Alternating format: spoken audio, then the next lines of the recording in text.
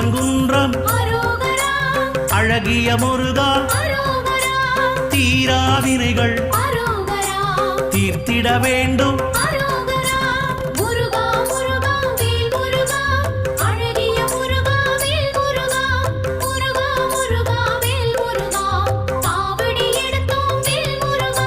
சுவாமி மலையனே